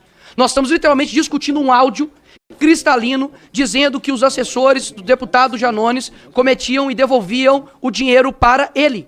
do tanto que ele não sabe se defender, é de que ele não mostrou o áudio. E eu te desafio de mostrar aqui o áudio. Afinal de contas, se alguém chega pra mim, Nicolas, há um áudio dizendo isso e isso sobre você. Fala, opa, não, aqui ó, mostra o áudio e refuta o áudio. Sabe o que o Janones fez nos seus minutos aqui de defesa? Ele tentou fazer o que ele sempre faz, uma inversão de lógica, falando sobre dia 8, falando sobre golpistas, só que de fato sobre a sua defesa não há, Janones. E realmente vai ser vergonhoso para os demais deputados, e eu não faço isso, mas hoje farei. Farei questão de expor da rede social que o Janones tanto inveja ter, de expor a todos os deputados que votaram para poder livrar um rachador corrupto aqui, e confesso, e rei da rachadinha. Muito boa sorte, Janones, eu não te desejo nenhuma. Palavra deputado Gilmar Tato, encaminhar, tempo de 3 minutos. Pessoal, o negócio é o seguinte, né? Infelizmente, essa fala do Nicolas aí foi feita, né, antes da votação. Infelizmente, esse conselho de ética patético, ridículo, complacente com a corrupção, com os atos de corrupção, de devolução de dinheiro, né, a famosa rachadinha, livrou a cara do Janones. O Guilherme Boulos tomou para si um ônus muito grande, né, por ele ser pré-candidato lá a prefeito de São Paulo, etc. Então, ele, não sei qual foi a troca dos bastidores, não sei qual foi a negociação aí com o André Janones e etc. Mas ele tomou para si um ônus muito ruim de relatar, né, esse caso aí do André Janones e votar a favor do Janones, mesmo que tenha um áudio, né, dele falando claramente que ele tinha uma dívida quando ele foi candidato a prefeito, e ele tinha que pagar essa dívida e contava com a ajuda de seus assessores. Isso é obviamente uma admissão de que ele praticava rachadinha. Não tem outra forma de interpretar isso, né? Explicando de uma maneira mais clara aqui para vocês, imaginem só, que eu que sou pré-candidato a vereador na minha cidade. Aí vamos supor que na minha candidatura eu gaste um certo valor. Vou gastar 50 mil reais. Aí eu vença, e aí eu chego lá, sento na cadeira de vereador, escolho os meus assessores e falo assim, pessoal, para chegar até aqui, para fazer aqui a minha campanha, eu gastei 50 mil reais e eu fiz uma dívida, eu tenho essa dívida. Eu quero que todos vocês me ajudem a pagar essa dívida, porque eu não consigo pagar sozinho e quero que vocês me ajudem a pagar, ok? Ou seja, eu estou contando com o dinheiro deles enquanto meus assessores para pagar uma dívida que eu fiz sem, talvez, a complacência deles, sem a concordância deles. Ou seja, eu estou contando em usar o dinheiro do salário dos meus assessores. Rachadinha, devolução. Estou impondo para eles, para que eles devolvam uma parte do dinheiro para ajudar a pagar uma dívida que eu fiz no período da minha campanha. Foi exatamente isso que o Janones fez. E ainda assim, com essa confissão, com ex-assessores denunciando ele desde 2022, não sei se vocês lembram disso, mas tinha ex-assessores denunciando o Janones claramente, né, mais de um. Ainda assim ele foi, livraram a cara dele lá no Conselho de Ética. Fato é, o Janones não tem nenhuma força política. A própria esquerda teme o Janones, porque ele, só quem conhece sabe, cara, só quem conhece sabe, ele é assim, ele não tem caráter nenhum. Realmente eu acho, gente, que ele é pior do que muitos esquerdistas. Porque muitos esquerdistas ainda têm vamos dizer assim, a honestidade intelectual de defender a esquerda pelas ideias, de defender o Lula por de fato achar que as ideias do Lula são boas. Mas o Janones, ele é imoral mesmo, ele é sem caráter mesmo. Tanto é que a própria esquerda abomina esse cara. Ele é isolado na Câmara, não tem força política nenhuma, não tem influência nenhuma, não faz parte de grupo nenhum, ou seja, nenhum grupo tem o prazer, né, ou o orgulho de tê-lo ali dentro. Ele é um cara isolado. A parte boa é que ele trabalha muito bem com redes sociais, engana muitos imbecis, muitos ignorantes. Você vai ver os eleitores do Janones, é um bando de ignorante emocionado mesmo. Infelizmente, eu nem quero ser ofensivo ao falar isso, mas de fato é, sabe? E ele é desse nível mesmo. Ele é mentiroso, ele manipula, ele admite em livros, em publicação, ele admite que fez fake news, ele admite claramente, abertamente, que faz fake news, que inventa mentira, que esse é um modus operandi, é um método que ele usa nas eleições, tá? Vamos assistir esse vídeo de novo, que eu vou pausando aqui e vou fazendo alguns comentários da fala do Nicolas, tá bom? Eu quero muito que vocês participem aí comigo. O deputado que está aqui hoje, com sérias denúncias sobre corrupção, rachadinha, é o maior divulgador de mentira do Brasil. E eu sou uma das vítimas delas. Esse ser que está aqui na minha frente simplesmente divulgou, senhor presidente, um ator pornô gay que ele seguia, depois parou de seguir, para dizer que era eu durante o segundo turno das eleições. É esse ser aqui que agora está tentando se livrar de uma perseguição, sendo que Dá só uma olhadinha na ficha corrida. Deixa eu fazer uma pausa aqui. Isso aqui aconteceu nas eleições de 2022. O Janones conscientemente fez isso mesmo. Isso que eu falei com vocês anteriormente. O Janones é desse nível pra baixo. Pegou um vídeo de um ator pornô gay lá e divulgou falando que era o Nicolas Ferreira. Elias, o que isso tem a ver com eleições? Nada. E era falso o vídeo, obviamente, não era o Nicolas. Então, claramente ele divulgou. E aí ele faz isso, por quê? Inclusive, o próprio Janones, em áudios, não sei onde que eu vi isso dele, não sei se foi em áudio ou se foi no livro dele, ao qual o Nicolas até citou aqui. Ele fala exatamente isso, como usar essas fake news no período eleitoral, né, para desfavorecer o seu candidato. Então ele fala assim, olha, será que... Ele divulga o vídeo, será que vocês conhecem? Será que é o Nicolas Ferreira? Ou seja, ele se protege juridicamente, entendeu? Ele não afirma que é, mas ele divulga e ele estimula os seguidores dele a replicar, como se fosse o Nicolas, entendeu? Agora, ele mesmo está protegido. Por quê? O Nicolas não vai processar 10 mil pessoas que compartilharam lá o vídeo, certo? Se ele fosse processar alguém, teria que ser o Janones. Mas o Janones, com as palavras, ele se protege juridicamente. Será que é o Nicolas? E divulga, e espalha. É assim que ele faz. Levanta eu já vi o Janones, eu acho que é numa entrevista. Depois que acabar o vídeo aqui, eu vou até ver se eu lembro de pesquisar isso. Eu acho que é numa entrevista ou numa live dele, alguma coisa assim que ele fala.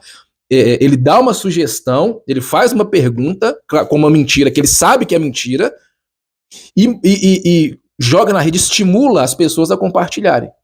Entendeu? Então, até aquilo ser desmentido, ele já pautou um debate, ele já construiu uma narrativa, ele já construiu uma mentira, mas protegido juridicamente, porque ele não afirma, ele só questiona. Essa é a estratégia dele. Ou seja, um cara totalmente sem caráter. Totalmente sem caráter. Os caras assim são perigosos. A própria esquerda vai cuspir o Janones. Escutam só o que eu tô falando pra vocês. Tanto é que vocês não veem o Janones tirando foto com Lula, fazendo viagens com Lula, perto da base do Lula, perto de ministros do Lula. O próprio entorno do Lula ali, ele já sabe que o Janones é nocivo. É nocivo. Tem currículo, ele tem ficha corrida. Foto com a esposa do líder do Comando Vermelho. Se fosse eu tava pedindo minha cabeça há muito tempo. Estaria pedindo seus robôs para levantarem e cassação já de Nicolas Ferreira. Áudio dele vazado falando que o primo quer roubar milhões. Se eu, viajando com meu próprio dinheiro para viagens, qualquer que seja, já sou quase que comparado a um corrupto, imagina se esse áudio sair da minha boca. O que esse ser faria? Terceiro ponto. Isso é verdade, já nós teve um áudio vazado dele aí falando que o primo dele, não sei se era candidato a prefeito ou a vereador. Ele afirmando que o cara queria roubar milhões. Impressionante. Áudio insultando assessores. A pessoa que se diz democrática, amorosa e tolerante é o mesmo que escurraça assessores no privado. Mas em público é, obviamente, como se diz na Bíblia, né? O diabo se faz até de luz para convencer os demais. Eu não sei se vocês já viram esse áudio do Janones, mas ele trata um assessor dele como se fosse assim, um verme. Como se fosse assim, um escravo. Sabe, nenhum empregado você tem que tratar desse jeito. Nenhum, sabe, uma pessoa que talvez, sei lá, esteja numa empresa e tá num cargo inferior ao seu, não sei.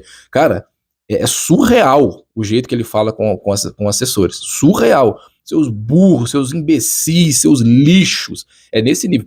Pesquisa aí, tá? Pode até pausar o vídeo aqui e pesquisar pra vocês verem o nível. Falando palavrão, assim, é uma coisa que você não trata o seu pior inimigo do jeito que ele tratou um assessor. Um assessor, o cara trabalha dentro do gabinete dele e tratando daquele jeito. Quarto ponto, admite fake news em seus livros, dizendo que é uma estratégia de eleições. Quinto e último, o áudio da sua rachadinha, né? Da rachadinha no seu gabinete. Sabe o que é isso aqui? É basicamente hoje, vai ser mais uma das provas, se essa comissão, se esse Congresso, tem coragem de ser autêntico, tem coragem de ser verdadeiro, e não simplesmente passar porque ele é um defensor do governo ou não. Porque, por muito menos, deputado está hoje em Bangu 1, que é Daniel Silveira, por crime de opinião. Sendo que a mesma pessoa que está aqui hoje, dizendo que não, foi rachadinha voluntária. Rachadinha voluntária! Em todo o tempo livre que o senhor tem, o senhor não conseguiu raciocinar nenhum argumento melhor? Shame on you, se você sabe o que significa. É impressionante como, dia após dia, essa pessoa quer acabar com reputações, quer destruir famílias, porque quando atingiu isso a mim, simplesmente comemorou como se não tivesse acontecido. Só fazer uma pausa aqui, porque o Nicolas falou do Daniel Silveira. Imagina se essa fake news que o André Janones divulgou conscientemente, envolvesse o Alexandre de Moraes, hein? Vocês imaginam só? Não, aqui ó, tem um vídeo de uma pessoa que a aparência dela parece com a do Alexandre de Moraes, fazendo um ato, sei lá, imoral aqui. Vou divulgar. Aí divulga com a seguinte pergunta: será que é o Xandão? Preciso nem falar pra vocês que teria acontecido, né? Principalmente no período da eleição. Porque isso que ele divulgou do Nicolas aí foi no período da eleição. Imagina se é com o Alexandre de Moraes, hein? Esse vídeo é do Nicolas? E ele realmente acha que todo mundo é otário de um dia a conta não cair, de um dia não pagar. Mas é o seguinte, o STF pode fazer o que ele quiser, mas há uma lei que jamais ele vai poder derrubar aqui nesse país, que chama-se a lei do plantio, Janones. Aquilo que você planta, você colhe.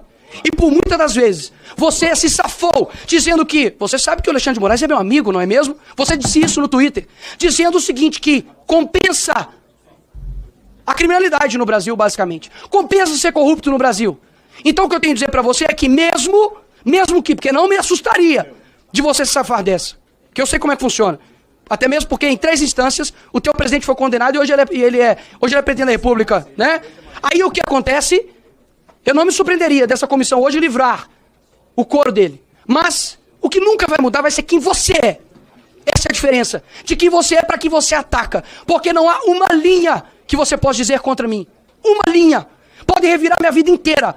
Podem fazer o que quiser. Você nunca vai conseguir fazer isso. O que você tem para poder dizer? Absolutamente nada. A não ser de frames de narrativas de homofóbico, fascista. Mas jamais vai me falar de rachadinha. Jamais vai me falar disso. Nunca vai ver eu numa lista de corrupção. E é isso aqui que eu tenho para te dizer.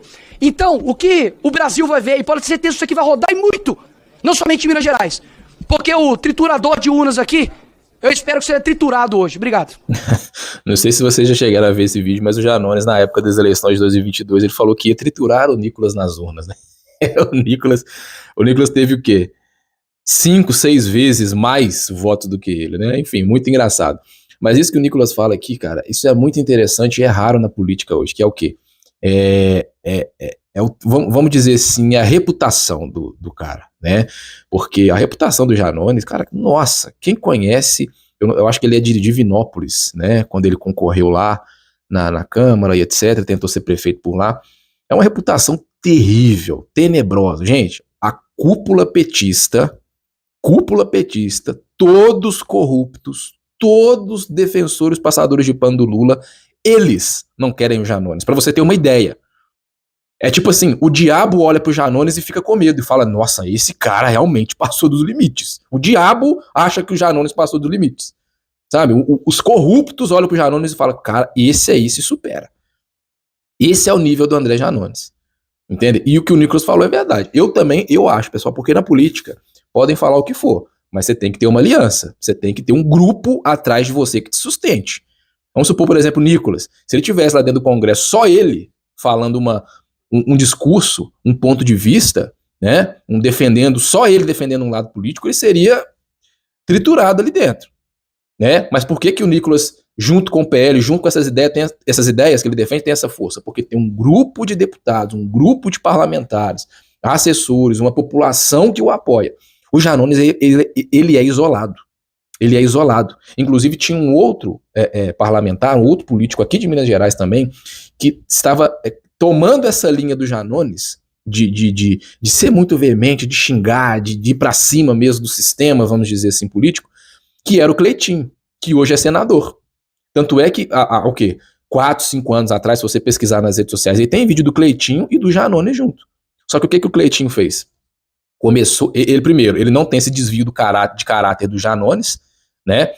Você pesquisa a vida do Cleitinho, é tranquilo, não tem escândalo, tem nada na vida dele, né? E ele falou assim, não, eu preciso de um grupo político, eu preciso de apoio, eu preciso também fazer um combate veemente à velha política, mas com consciência.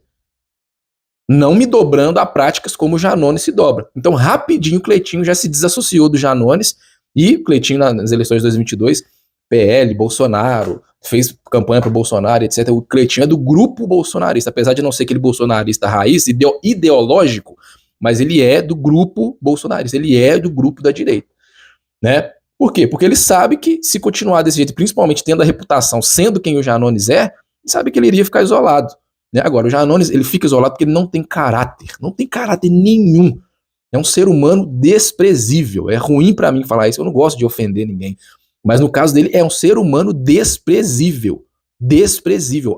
Gente, a classe política, o PT, os caras mais podres da política brasileira não querem o Janones. Só pra vocês entenderem o nível desse cara. Vamos encaminhar pra parte final aqui. Sargento Faú.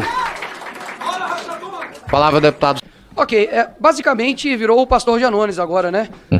Realmente é impressionante como a pessoa se transforma para tentar se livrar, fazendo quase uma petição para pedir para os deputados para livrar ele da rachadinha. Sabe o que é interessante?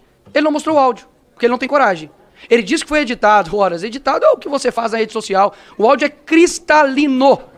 E não tem dessa de que, é porque foi anterior ao mandato, não. E não foi somente um assessor teu, foram vários assessores teus. E é muito claro aqui para todos os deputados de que a tua, não somente, porque isso é ruim para você. O que eu vejo é que nem mesmo os próprios deputados de esquerda, os deputados Janones, por conta das suas inúmeras fake news, das suas inúmeras maneiras de se portar ruim no Congresso e fora do Congresso, eles não fizeram uma defesa sobre a tua atitude. Eles não fizeram. Simplesmente a deputada começou o discurso dela para defender o Janones, dizendo que hoje era o dia do meio ambiente, dia 4. Nem dia 4 é hoje é dia 5. Para você ver o nível que está acontecendo da defesa ao Janones. Por quê? Porque é uma pessoa sem prestígio. É uma pessoa que não demonstra honestidade. É uma pessoa que não tem relacionamento nessa casa. Eu confesso que hoje é a terceira vez que eu vejo ele aqui. Em um ano e pouco de mandato. Por quê? Porque não tem nenhum tipo de relacionamento, nem com os deputados, nem com os demais. Vive da desgraça alheia, vive da fake news. E aqui, caros deputados... O Nicolas está falando que eu estava comentando aqui, ó. Realmente, o Janones não tem prestígio, não tem aliança, não tem um grupo político que preze pela proximidade dele. Não existe isso. E outra coisa, o Janones é descontrolado. Descontrolado. Né? Tanto é que tem um vídeo rolando aí, né, dos dois brigando depois. O Nicolas, inclusive, não pode se deixar levar por isso, porque o Janones pode estimular ali até uma cassação dele. O Janones pode... eu acho que o Janones ele é capaz de fazer isso. Abrir mão do mandato dele, tipo assim, sacrificar o mandato dele só para caçar o Nicolas junto, só para levar o Nicolas junto. O Nicolas não pode se prestar a isso. Ele tem que tomar muito cuidado, porque o Janones é desse nível. É desse nível. Tá? É um cara super descontrolado. Nenhum político quer ele. E outra, ele usa das fake news, das mentiras explícitas eleitoralmente. Ele usa, o método que ele usa. Método esse que o discurso do PT é contra fake news. Não, temos que regular as redes sociais porque tem muita fake news, etc. Sendo que o Janones é um dos maiores especialistas em propagador de fake news. Então eles não querem, eu volto a afirmar isso, é cada vez mais claro, ninguém da classe política, nem os piores políticos querem o Janones, porque ele tem um desvio de caráter impressionante, é uma pessoa desprezível. Não caiam nessa balela do relator Guilherme Boulos, que, poxa, inclusive, se colocaram ele numa situação complicada, né? Pré-candidato a prefeito de São Paulo e o PT jogar no colo do pessoal para poder defender um rapaz como esse daqui, que é inepto de boas qualidades. Agora, de fato, não é que, nós estamos discutindo o mérito, nada disso. Boulos, não é isso. O senhor sabe que não é isso. Nós estamos literalmente discutindo um áudio cristalino dizendo que os assessores do deputado Janones cometiam e devolviam o dinheiro para ele. Do tanto que ele não sabe se defender, é de que ele não mostrou o áudio. E eu te desafio de mostrar aqui o áudio. Afinal de contas, se alguém chega pra mim, Nicolas, há um áudio dizendo isso sobre você. Fala, opa, não, aqui ó, mostra o áudio e refuta o áudio. Sabe o que o Janones fez nos seus minutos aqui de defesa? Ele tentou fazer o que ele sempre faz. Uma inversão de lógica. Falando sobre dia 8, falando sobre golpistas. Só que, de fato, sobre a sua defesa não há, Janones. E realmente vai ser vergonhoso pros demais deputados. E eu não faço isso. Mas hoje farei. Farei questão de expor da rede social que o Janones tanto inveja ter, de expor a todos os deputados que votaram para poder livrar um rachador corrupto aqui, e confesso, e rei da rachadinha. Muito boa sorte, Janones. Eu não te desejo nenhuma. Palavra, deputado Gilmar Tato. Encaminhar. Só pra gente encerrar o vídeo, pessoal, inclusive teve um deputado do PL, lá do Maranhão, que votou a favor do Janones, para livrar o Janones. E o Nicolas foi na rede social rapidinho, lá no X, falando que afirmando que esse deputado seria expulso do PL. É provável que aconteça, né? E se não fosse Se não fosse expulso, ou se tivesse em negociação, se isso não fosse garantido, o Nicolas talvez não teria divulgado, né? O cara do PL votou a favor do Janones nesse processo aí de cassação e parece que ele vai ser expulso do PL, né? A gente não poderia esperar nada menos que isso.